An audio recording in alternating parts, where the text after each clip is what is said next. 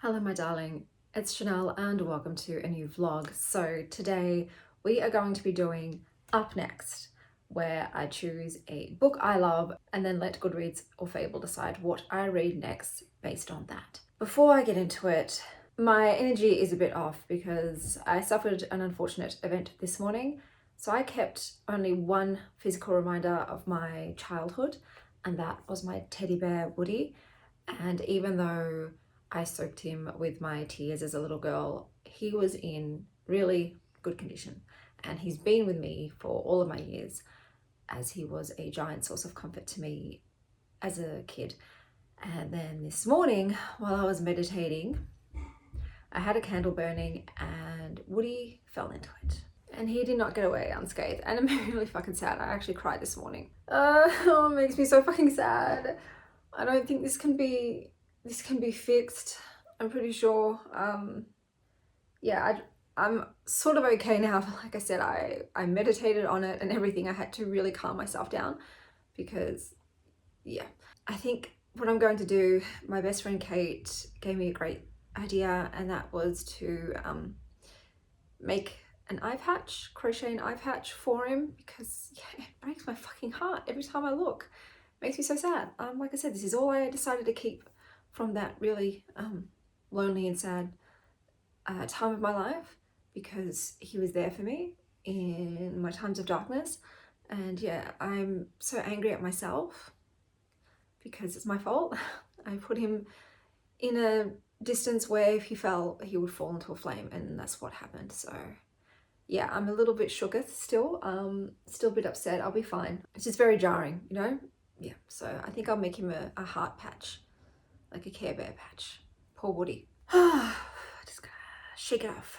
So this time around, I decided to try Fable out to recommend books for me based on a book I enjoyed. And the book that I started with was Bloom by Delilah S. Dawson. I was just in the mood for something spooky, maybe something with lush prose, something sapphic. I just was like, all right guys, this is your starting point. Let's see what you've got. So the first book that it recommended to me was Night's Edge by Liz Karen. So this is a queer paranormal. It's vampires, and you have a young girl named Mia, and when she is young, her mother is turned, and it's just her navigating that as a child, and then you see her as a grown adult, still in this very codependent, toxic and abusive relationship with her mother. So this is definitely less about the vampires and more about familial abuse. So I didn't love it. I did end up giving it a 3.25.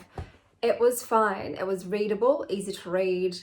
You do like Mia, but at the same time, just reading about her relationship with moms was so frustrating and tiresome. You just yelling at her, leave, get yourself out. You don't owe her anything. You're a grown woman. You don't have to stay there and do what she wants you to do anymore. There is a little romance in here too, but the romance is not great. So that was the first book I read, and the one up next is The Hollow Places by T. Kingfisher. So this is another paranormal horror book, but this one's a portal fantasy kind of as well. You have a recently divorced woman named Kara who ends up having to move back home, but rather than live with her mother, whom she has a fraught relationship with, she moves in with her uncle, who lives in and runs this museum of oddities. It's a lot of taxidermy in there. She's actually thrilled with this. She loves that place and her uncle, but one day her uncle requires surgery, and so while she's in charge, she discovers a hole in a wall. And behind that hole in the wall, it seems to be a corridor. So she pulls it down and goes exploring a bit and finds a locked door. She ends up recruiting her friend, her gay friend from next door who works at the cafe, to go exploring with her. And they go through the door, they find a dead body. That doesn't put them off. They decide to keep exploring, and they wind up in this sort of nexus point, this other world meeting place where they can go through all of these other bunkers into other worlds. But at the same time, there are these gods that exist in this intersection that are not friendly.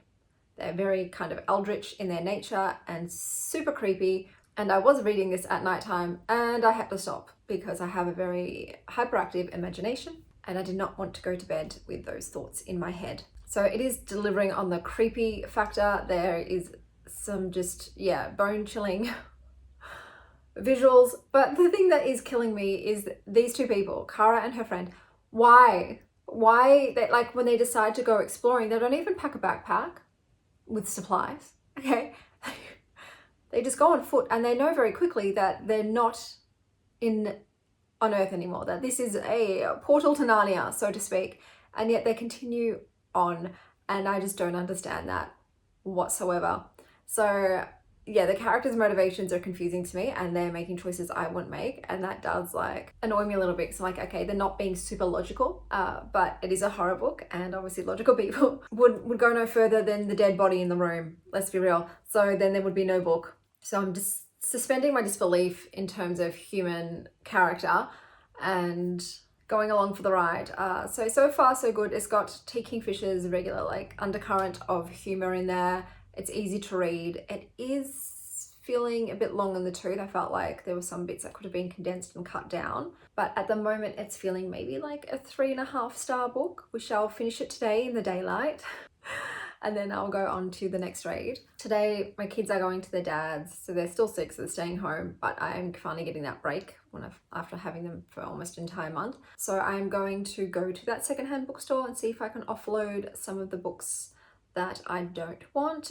In Australia, or in Victoria at least, there's just not many places that, first of all, sell secondhand books and that really buy off you for much more than like $2. So when you buy books here, you can't really recoup any of your money in reselling them.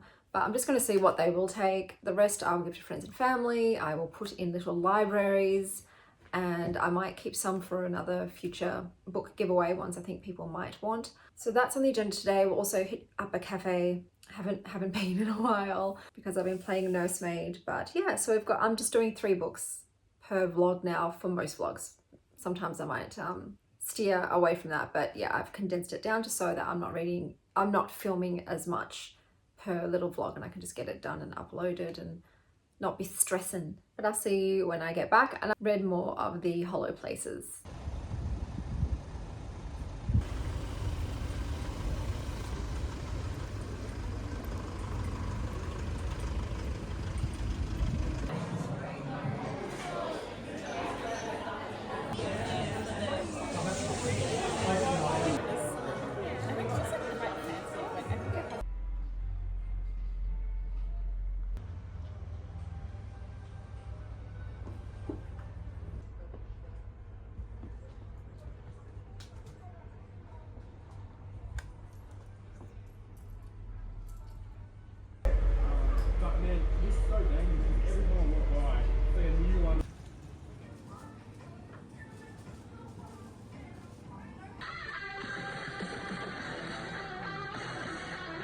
Okay, so unfortunately, the person that buys the books wasn't there today.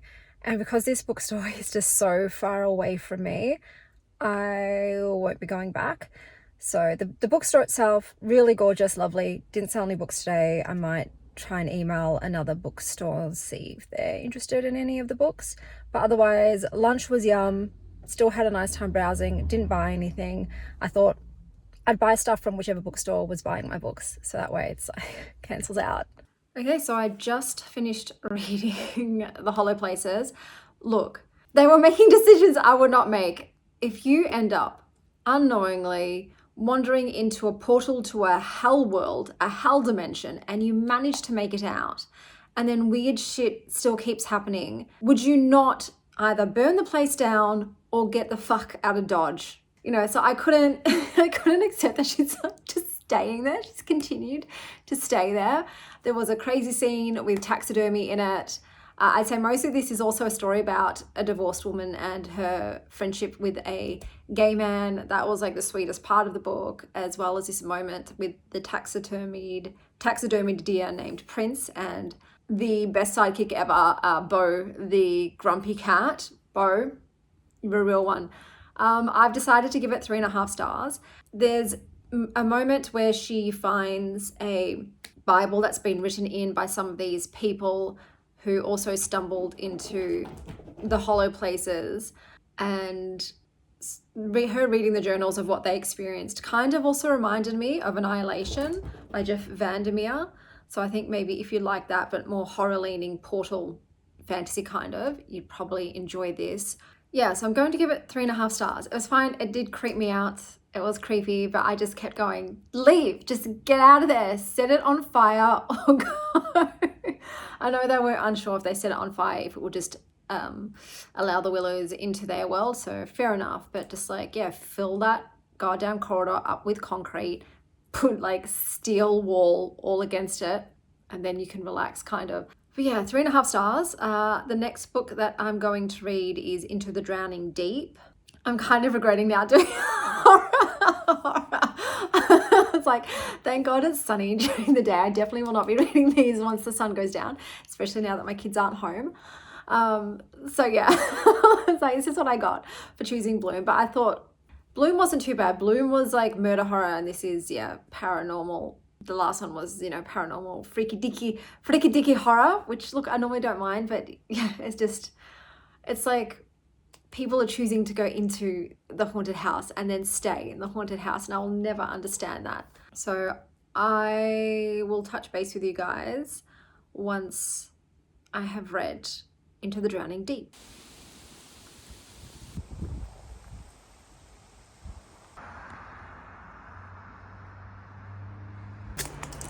Okay, so I just went to the library and I saw that they're accepting donations for Christmas, so that is another option for me to offload my books. In my wildflower meadow. Look how tall these are. So tall. My lilies. For a 30-minute walk, I'm way too out of breath. So out of breath. I need to work on my fitness. But let me show you what I got at the library. So I've got some kid books to start with. We've got The Little Witch Who Lost Her Broom, 10 Green Bottoms. Indy is obsessed with anything butts. Mummy's more of a booby girl. Then we've got I'll Be Waiting by Kelly Armstrong. Dracul Midnight Collection #1. So this is a manga and it seems interesting.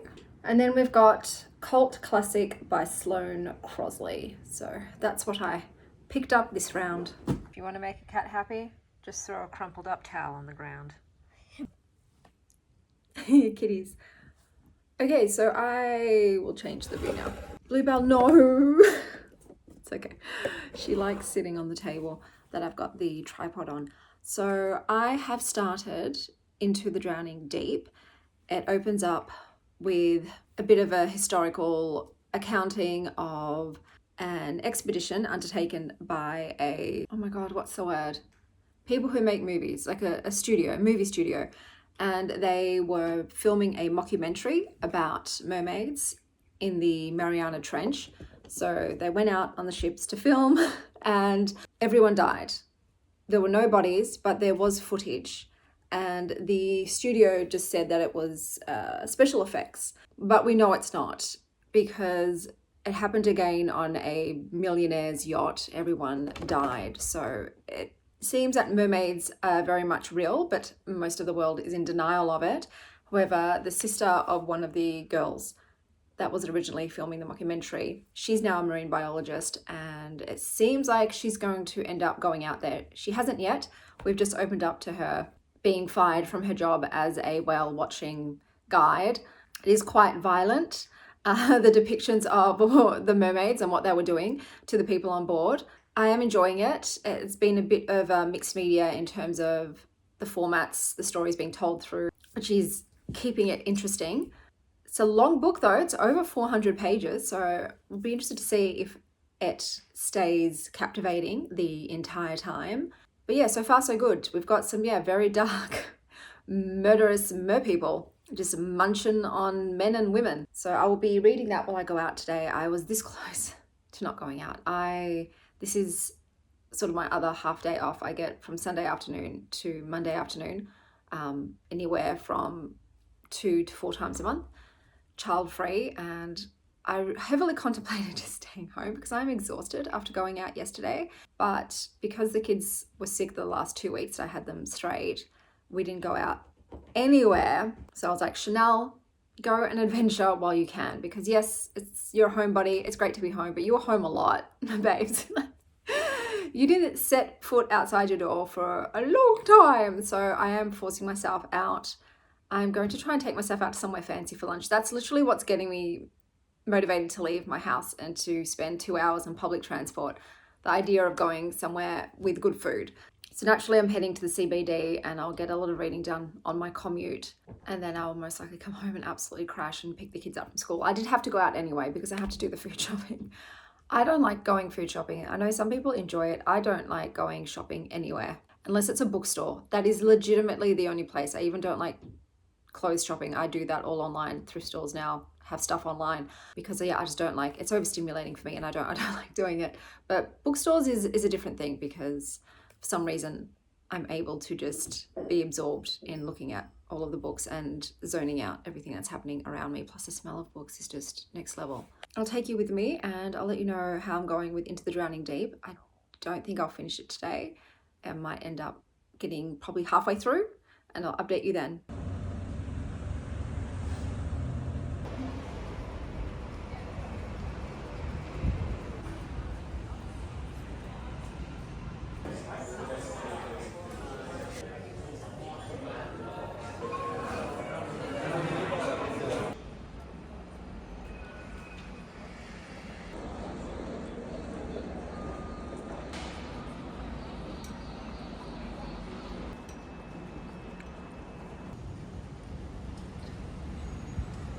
I'm so tired. I have had such a day. I should have stayed home. I really should have stayed home, listened to my body. Fuck adventures. I'm too tired for this shit. I got on the tram. The tram hit a car and we were all like sort of catapulted out of our seats, and I found out that I'm the kind of person who yells shit when they're flying through the air. I'm fine. I just fell into the seat in front of me. So that was fun. And then I went to a fancy place, but of course they're fully booked. So they're like, you can sit at the bar, and I should have just gone and found somewhere else. I can't sit on stools, so backless stools at bars, without getting a lot of back pain, because I have scoliosis and I don't digest food well. Like in that situation, I just felt really ill and in pain. And I thought, I can't get back on a tram like right now. So I went and sat and had a chai tea and just people watched as well. I thought I just wasn't in the mood to read. I just needed to decompress because this book is it's not a relaxing book. So I just people watched and then got on the tram home, and luckily I got a seat. But I'm so tired and I'm in pain still. Like my tummy is not doing well. So yeah, in the future, no more backless stools at bench tops for me. I'll just go somewhere else. The food was fine too. The steak, it was a bit chewy. The sauce was superb, but the steak was chewy. But the book, my God, okay, so I'm about 3/4 of the way through. It's one thing humans dying. That's fine. It's another thing with animals, and then reading the animals' grisly deaths. I don't like it, especially in this book. They brought 3 dolphins on board with them, and they decided to use, the dolphins as like middlemen to try and broker communication between, the mermaids and the humans. Obviously, the dolphins were annihilated. And I'm glad some of the other characters in the book also objected to them sending the dolphins to their almost certain death. So yeah, great that some people have a conscience, but I still don't want to read that shit. I hate it so much. I don't like animal violence in horror. That's another no-no for me. Just ruins my day, man. It ruins my fucking day. And I kind of don't want to read any more book. I'm so far into it though. I will finish it. But look, it's also long because the author wants you to really get to know all of the characters and their backstories and what makes them tick. And there's a lot of fucking characters. So it's a lot. Look, it's feeling like a 3, mostly because I think it didn't need to be that long. We don't need to know the characters so in depth for a horror story. Like, this isn't a litfic. We're here for the action, not here for the character development. Well, I'm Anyway, that's my opinion. And like, yeah, the animal death stuff, like hearing whales and dolphins screaming, no, I'd like to opt out. So I'll probably finish the rest tonight once I'm in more of a mood to finish it and let you know how it went tomorrow. But I'm so tired. And yeah, the car hitting the tram, that was, it's a bit much. It's a bit much.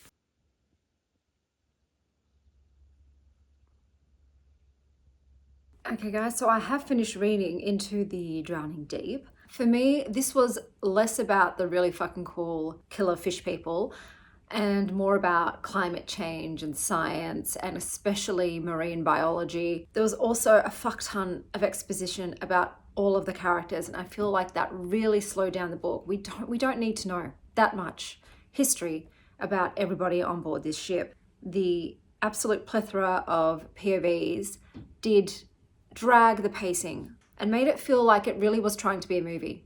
I'm like, okay, is this trying to be like the new Jurassic Park? That's kind of what it felt like. The biggest issue I had with it was believing the ineptitude of the humans involved. This studio had already sent a crew to film and had the crew killed. They had footage showing what they were up against. These lethal, incredible predators. And they had 7 years to prepare. And then they send this cruiser ship to the location into their home advantage with malfunctioning protective armor. So the ship was meant to have these shutters. So if you press a button, the whole ship locks down. It was malfunctioning. They decided, let's just go anyway. That's like taking an unloaded gun into a sword fight. That's what these humans did. And did they have enough military personnel with guns on board? No, they didn't. So it was an absolute bloodbath. And that's what makes no sense to me. It's like, you know what you're up against and yet you're going in half-cocked. What do you think is going to happen? So, like I said, the mermaids, fascinating, really cool. They even had these symbiotic parasites that were on their bodies that were also really interesting. But for me, yeah, it wasn't, it just didn't pull it together. And the amount of animal deaths really, really turned me off. So it was a 3 stars, but I could see a lot of people really enjoying this, and I wouldn't be surprised if they do turn it into a movie because it really did feel like one. I'll take my glasses off so you don't have the glare at the end of the video while I recap everything that I read in this Up Next reading vlog. So the book that I started with was Bloom by Delilah S. Dawson, and I did end up with 3 horror books as a result of that. None in the more sapphic or floral sense, but similar genre. I would say the one that's most like it is the first recommendation, which was Night's Edge by Liz Karen, in that it does show a toxic, dysfunctional, abusive relationship between 2 women. However, in Night's Edge, it was between a mother and daughter. And the horror in that was vampiric, although it's more about the family abuse.